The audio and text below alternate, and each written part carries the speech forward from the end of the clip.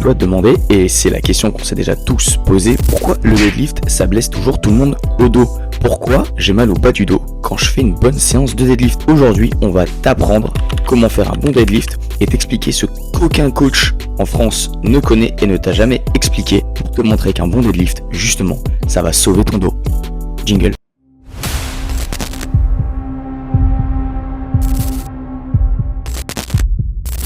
Voilà. Ouais, désolé, on parle un petit peu ricain parce que du coup, il y a des ricains qui sont venus ce matin à la salle.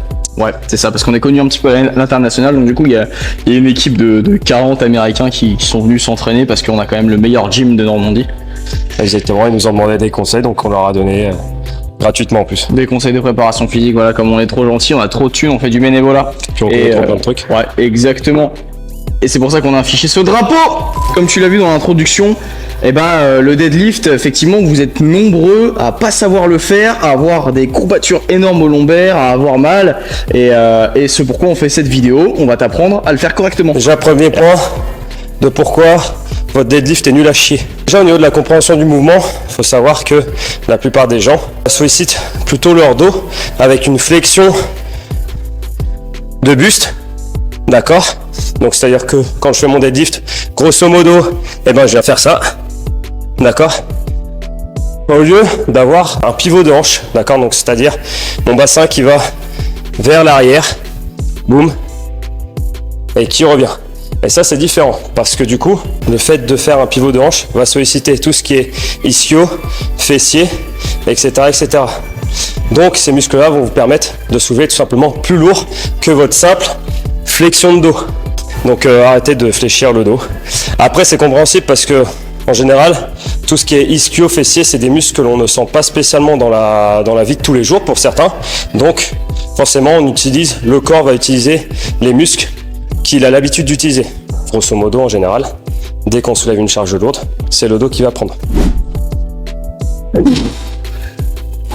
Ok, deuxième point, l'ego lift. Souvent dans les sports de force, crossfit, weightlifting, powerlifting et tout ça, vu qu'on a des charges et que notre niveau peut être déterminé et normé par la charge qu'on soulève, techniquement, plus on a de la charge, plus on a une grosse.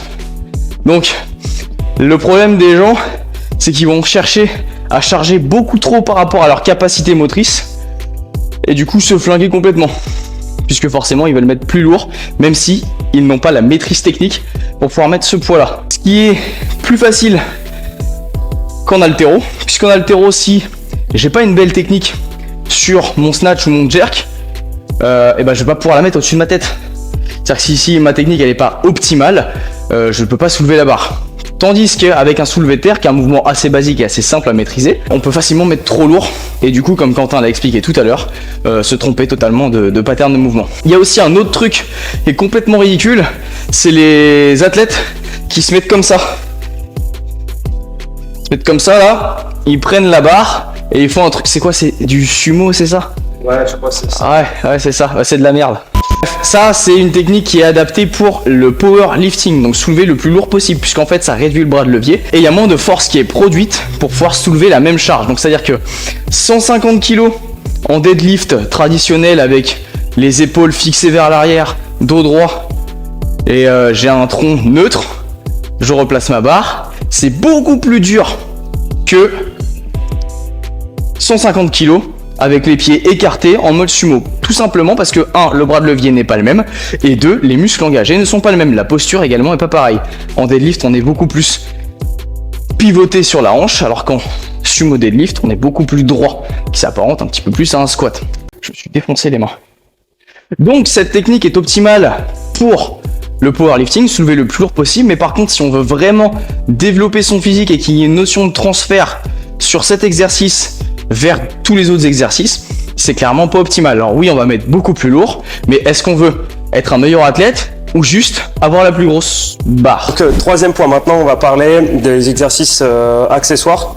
Donc à savoir que du coup, une chaîne n'est jamais plus forte que le plus faible de ses maillons. C'est-à-dire que si j'ai des ischios en mauvaise santé, il va falloir que je les renforce principalement avec des exercices. Ça marche aussi pour les fessiers et tout.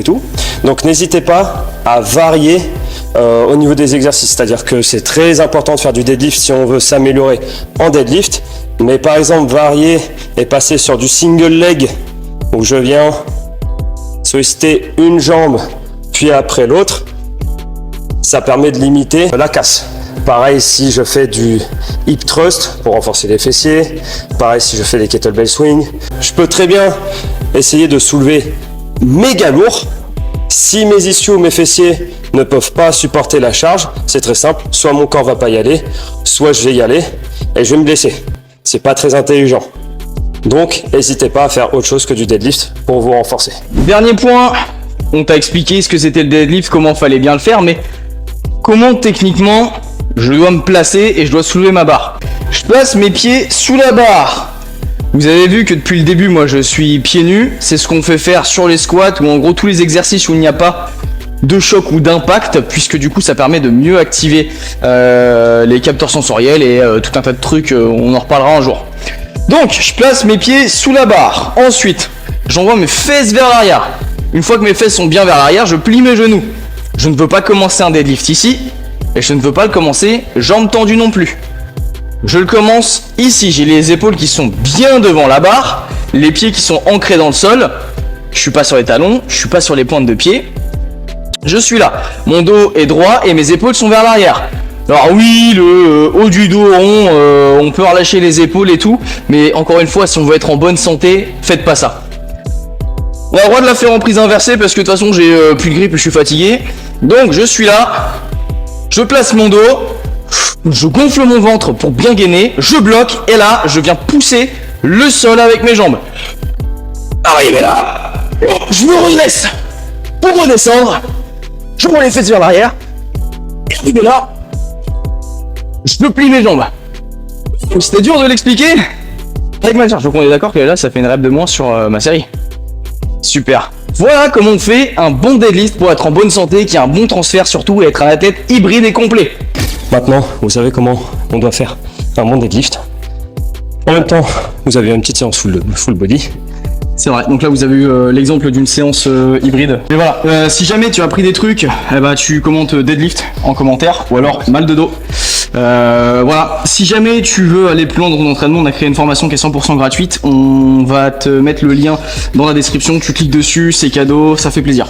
Voilà, et puis n'oublie pas de nous donner des idées, de nous identifier si tu appliques les conseils qu'on te donne, tout simplement. Et puis en espérant que tu auras kiffé, n'hésite pas à nous donner des idées. Yes, et abonne-toi aussi. Aussi. Allez, bisous.